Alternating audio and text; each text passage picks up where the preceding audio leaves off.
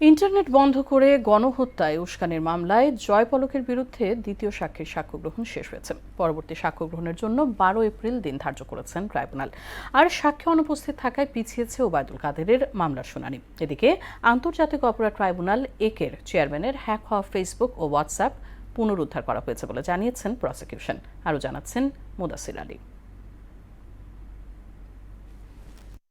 Internet বন্ধ করে গণহত্যায় উস্কানির মামলায় হাসিনা পুত্র সজীব ওয়াজেদ জয় ও সাবেক আইসিটি প্রতিমন্ত্রী জুনায়েদ আহমেদ পলকের বিরুদ্ধে দ্বিতীয় সাক্ষী হিসেবে সাক্ষ্য দিয়েছেন গোয়েন্দা পুলিশের ফরেনসিক ইউনিটের উপপরিদর্শক আতিকুর রহমান। তদন্ত কর্মকর্তাদের কাছ থেকে পাওয়া অডিও ফাইল পরীক্ষা নিরীক্ষার বিস্তারিত তুলে ধরেন তিনি। পরে তাকে জেরা করেন আসামিপক্ষের আইনজীবীরা। পলকের আইনজীবী এম লিটন আহমেদ জানান, অডিও ফাইল পরীক্ষায় আন্তর্জাতিক মানদণ্ড অনুসরণ করা হয়নি। ইন্টারন্যাশনাল স্ট্যান্ডার্ড যেটা আমরা একটা বলেছি যে 16 মেগাহার্টজ সহ আরও কিছু সফটওয়্যার বিষয় উল্লেখ করেছি, সেইগুলো পদ্ধতি উনি অনুসরণ করেনি। একই ট্রাইব্যুনালে মানবতা বিরোধী অপরাধ মামলায় গ্রেপ্তার আওয়ামী লীগ নেতা কামরুল ইসলামের চিকিৎসার আবেদনের প্রেক্ষিতে 9 এপ্রিল মেডিকেল রিপোর্ট দাখিল করতে কারা কর্তৃপক্ষকে নির্দেশ দেয়া হয়।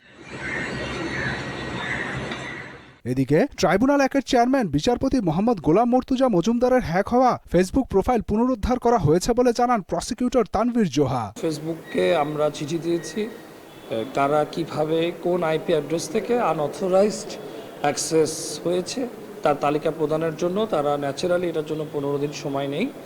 তো সেই তালিকাটা পেলে পরে পরবর্তীতে আমরা প্রয়োজনীয় ব্যবস্থা গ্রহণ করব হ্যাকারের গ্রেফতারের ব্যাপারে। অন্যদিকে সাক্ষী উপস্থিত না হওয়ায় ওবায়দুল কাদের সহ 7 জনের বিরুদ্ধে পরবর্তী সাক্ষ্য গ্রহণের জন্য 7 এপ্রিল দিন ধার্য করেন ট্রাইব্যুনাল 2।